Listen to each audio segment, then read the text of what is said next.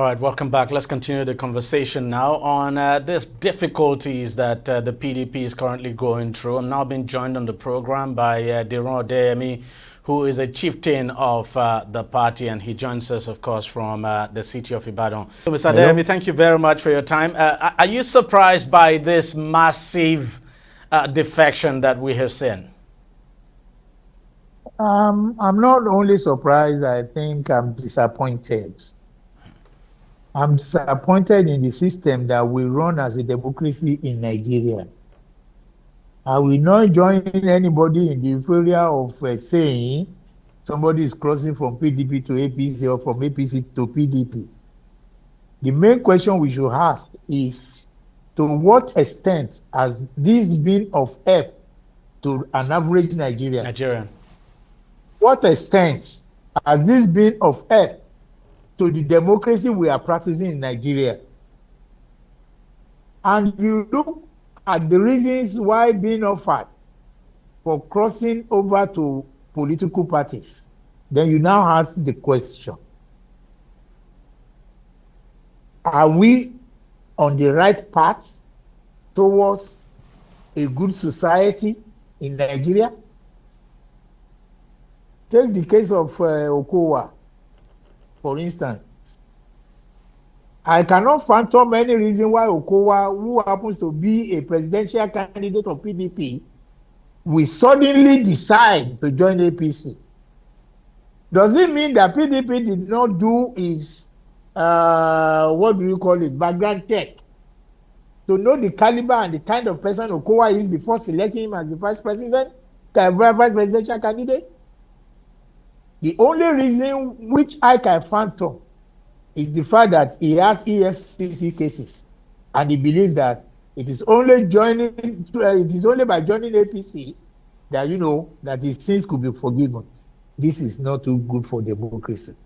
As for other governors, of course, perhaps they are looking for a re-election, looking for opportunities, looking for political appointments, looking for contracts, and you now railroad the whole state into joining APC. Where is our law that says that it is not an individual name that is on the ballot boxes or ballot paper? It is the political party. If you are now crossing over to a political party, why are you not ready to drop that same mandate and stop calling yourself a governor? But we are in a country where everything goes, where nothing works.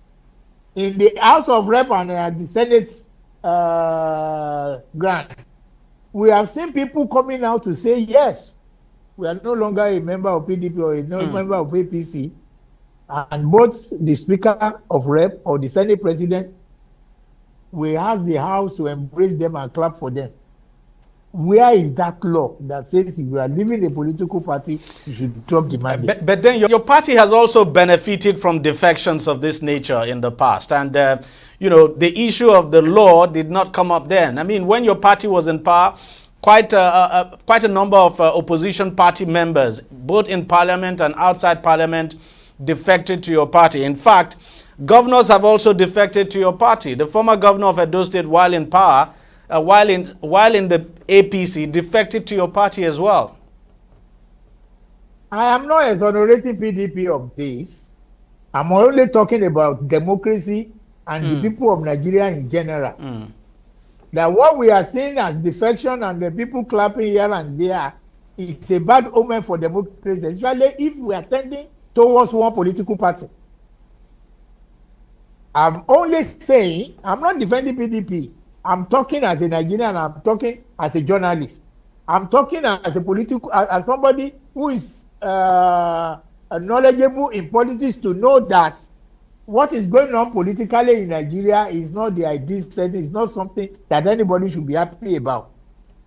That's my point. My narrative is quite different from what you are saying. That if we are talking of PDP, of course, PDP is in crisis. And I believe there will be a time when another strategy will be designed for the party to come back to reckoning. So you are not saying anything outrageous or out of point if you say yes, PDP is having crisis. But the only thing I can tell you that PDP is a brand. It will not die.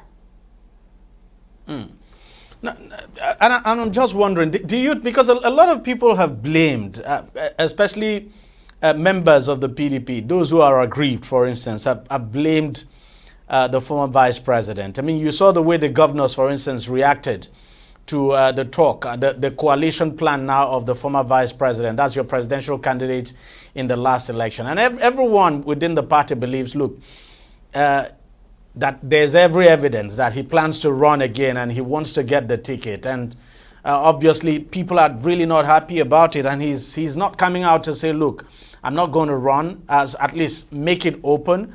And that's enough to push some people away. I agree with you.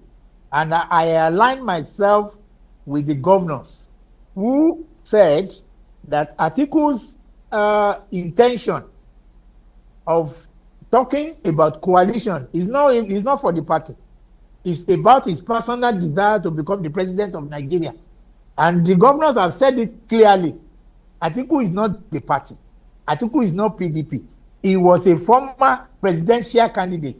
If we are going for another election in 2027, he still have to present himself, for the primaries. But he's a leader. He's a leader. Some people have argued that he's the leader of the party, that, you just can't take that away from him. He was your presidential candidate.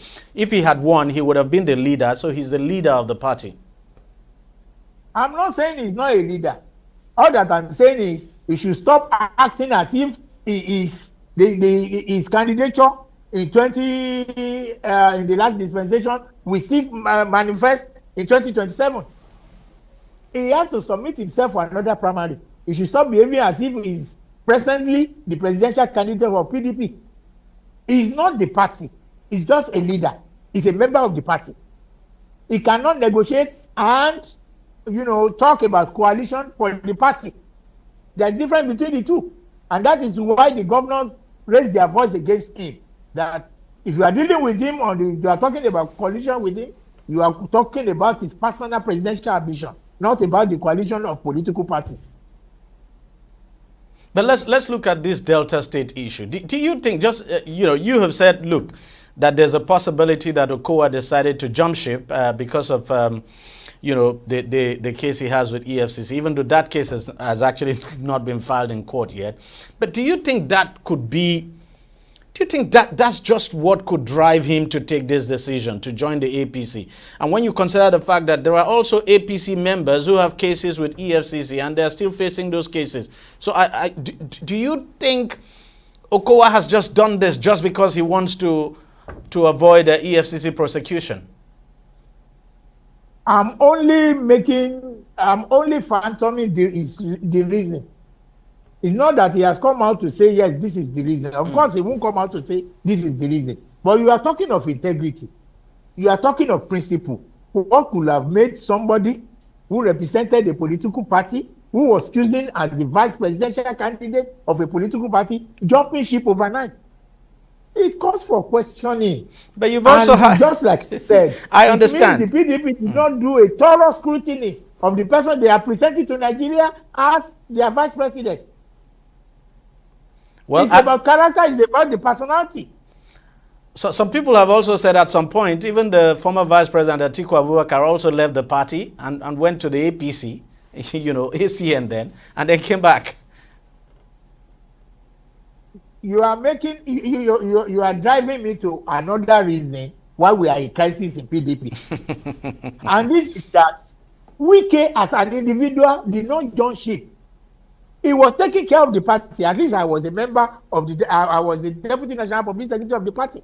Wike built the party to an enviable position that they would have won an election. We had understanding in the party that after the North comes the South. It's a convention.